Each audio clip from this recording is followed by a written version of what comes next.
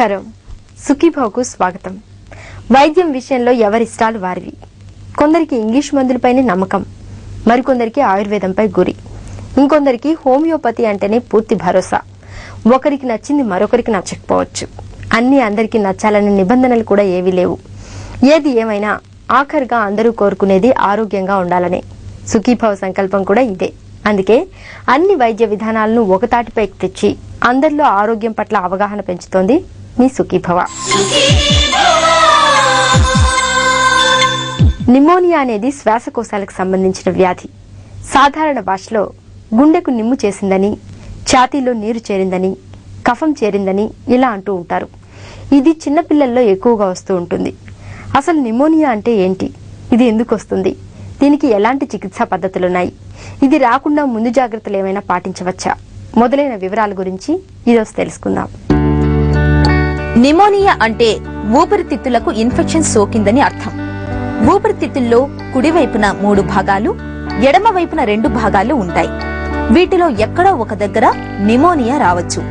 ప్రారంభంలో ఎక్కడో ఒక్క దగ్గరే వచ్చినా నియంత్రణలో లేకుంటే మాత్రం పక్కన ఉన్న మిగతా భాగాలకు కూడా సోకుతుంది. అయితే రెండో ఊపిరితిత్తుకి వ్యాపించడం కూడా అరుదుగా జరుగుతుంటుంది. ఇంతకీ నిమోనియా ఎందుకు వస్తుందో తెలుసుకుందాం. సాధారణంగా లంగ్స్ కు సంబంధించిన నిమోనియా అనే వ్యాధి ఈ చలి వాతావరణంలో ఎక్కువగా వస్తుంటుంది. అంటే వర్షాకాలం కానివ్వండి, శీతాకాలంలో కానివ్వండి, ఈ వ్యాధి ఎక్కువగా కనబడుతూ ఉంటుంది. దీనికి మెయిన్ కారణం వాతావరణంలో బ్యాక్టీరియా కానీ వైరస్ కానీ చాలా ఎక్కువగా ఉంటాయి ఈ సీజన్లో. అయితే మనం అందరం కూడా ఈ బ్యాక్టీరియాని వైరస్ని పీల్చినా కూడా చాలా మందికి నిమోనియా రాదు. కాకపోతే ఈ బ్యాక్టీరియా కానీ లేదా వైరస్ కానీ చాలా పవర్ఫుల్, అంటే బాగా స్ట్రాంగ్గా ఉన్నా, లేదా మనిషి రోగ నిరోధక శక్తి బాగా తక్కువగా ఉన్నా ఈ నిమోనియా వ్యాధి వచ్చే అవకాశం ఉంటుంది. అయితే ఈ వ్యాధి ఎవరికి రావచ్చు, ఎలాంటి సందర్భాల్లో రావచ్చు, వాటి దుష్ప్రభావాలు ఎలాగా ఉంటాయి, వీటన్నిటిని గురించి మనం ముందుగా తెలుసుకుంటే ఈ జబ్బు రాకుండా ఉండే జాగ్రత్తలు తీసుకోవడానికి కూడా వీలవుతుంది. పర్యావరణ కాలుష్యం ఉన్న ప్రాంతాల్లో ఈ రోగకారక క్రిములు ఎక్కువగా ఉంటాయి. ఇళ్లలో ఎప్పుడూ తడిగా ఉండే చోట నిమోనియా కారక బ్యాక్టీరియా, వైరస్ క్రిములు ఎక్కువగా ఉండొచ్చు. చాన్నాళ్ల తర్వాత ఎయిర్ కూలర్ను వాడటం మొదలు పెట్టినప్పుడు, దానిని శుభ్రం చేయకుండా అలాగే వాడుతున్నప్పుడు, అంతకుముందే చాన్నాళ్లుగా అందులోని నీళ్లలో నివాసం ఉండే ఈ రోగకారక క్రిములు దాడి చేస్తాయి.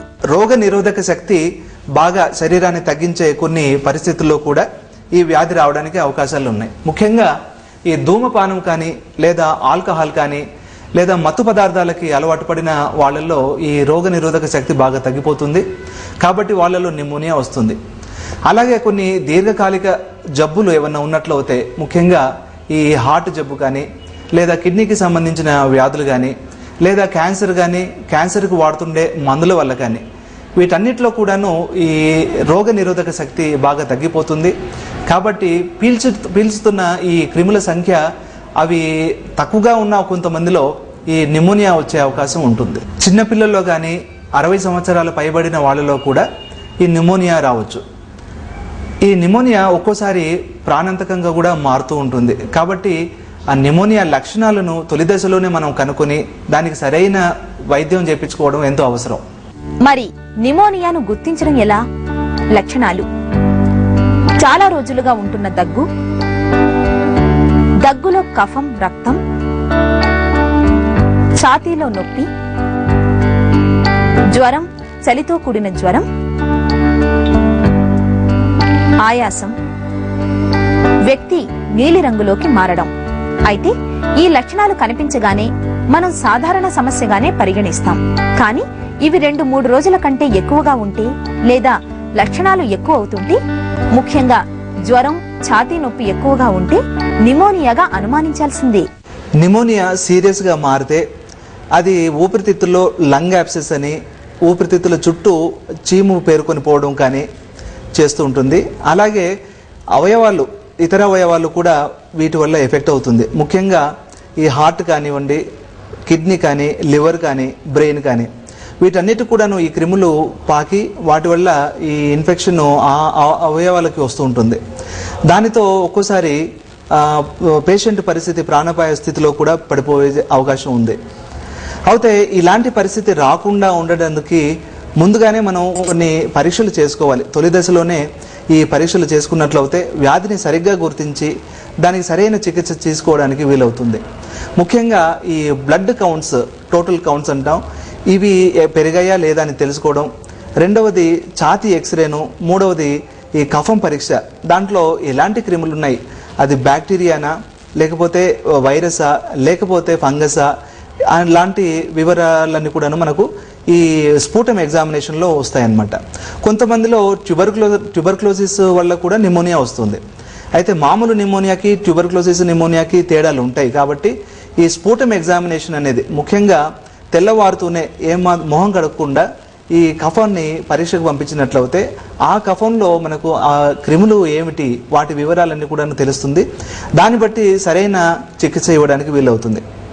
అయితే నిమోనియా లక్షణాలు మొదలవుతూ ఉండగానే, ముఖ్యంగా ఈ జలుబు కానీ గొంతు నొప్పి కానీ వస్తుండగానే దాన్ని అక్కడే అరికట్టే అవకాశం ఉంది. ముఖ్యంగా ఈ ఆవిరి పీల్చడం కానీ లేదా గోరువెచ్చని నీళ్ళల్లో ఉప్పు వేసి పుక్కిలించడం కానీ ఇవి చేసినట్లయితే ఇన్ఫెక్షన్ను అక్కడే అరికట్టే అవకాశాలు కొంతమందిలో ఉంటుంది. అయితే ఒక్కోసారి వ్యాధి ఉధృతంగా మారినప్పుడు మాత్రం ఈ యాంటీబయాటిక్స్ అవసరం చాలా ఉంటుంది. యాంటీబయాటిక్స్ ఓరల్ యాంటీబయాటిక్స్ కానీ లేదా ఇంజెక్టబుల్ యాంటీబయాటిక్స్ కానీ ఇవ్వచ్చు. ఓరల్ యాంటీబయాటిక్స్ అనేది నిమోనియా చాలా తక్కువగా ఉన్నప్పుడు ఇంటి దగ్గరే వండుకుంటూ ఈ యాంటీబయాటిక్స్ను వాడాల్సి ఉంటుంది. కానీ వ్యాధి తీవ్రంగా మారినప్పుడు మాత్రం హాస్పిటల్లో ఉండాల్సిన అవసరం, అలాగే ఇంజెక్టబుల్ యాంటీబయాటిక్స్ వాడడం చాలా అవసరం. అయితే ఈ యాంటీబయాటిక్స్ కూడాను 2-3 రోజులు మాత్రమే వాడి వాటిని మానేయకూడదు. అలాగా కోర్సు కంప్లీట్గా పూర్తి చేయకుండా ఉంటే కూడాను ఆ క్రిములు అలాగే ఉండిపోయి రాను రాను అవి మొండికేసి ఇంకా వ్యాధి తీవ్రంగా మారడం, ప్రాణానికి నష్టం కూడా చేసే అవకాశం ఉంటుంది. కాబట్టి నిమోనియా వచ్చినప్పుడు దానికి సరిపోను యాంటీబయాటిక్స్ ఒక కోర్సు అంటే 7 రోజుల నుంచి 10 రోజులు, ఒక్కోసారి 2 వారాల పాటుగా ఈ మందులన్నీ కూడా తీసుకోవాల్సి ఉంటుంది. అయితే ఈ యాంటీబయాటిక్స్తో పాటుగా ఐవి ఫ్లూయిడ్స్ కానివ్వండి, లేదా ఫ్రీక్వెంట్గా ఈ లిక్విడ్స్ తీసుకోవడం కానివ్వండి, డైట్ సాఫ్ట్ డైట్ ఉంటే వీళ్ళకి అంటే అరుగుదల బాగా ఉంటుంది. ఈ సపోర్టివ్ ట్రీట్మెంట్ కూడా ఈ నిమోనియాకి వాడే యాంటీబయాటిక్స్తో పాటుగా ఇవన్నీ ఇవ్వాల్సి ఉంటుంది. ముఖ్యంగా చిన్న పిల్లలు, వృద్ధులకు ఎప్పటికప్పుడు వచ్చే చిన్న చిన్న జలుబు, దగ్గు వంటి వాటికి ఇంట్లోనే జాగ్రత్తగా చికిత్స చేసుకుంటే నిమోనియా మళ్లీ రాకుండా చూసుకోవచ్చు. అంతేకాకుండా పోషకాహార లోపం లేకుండా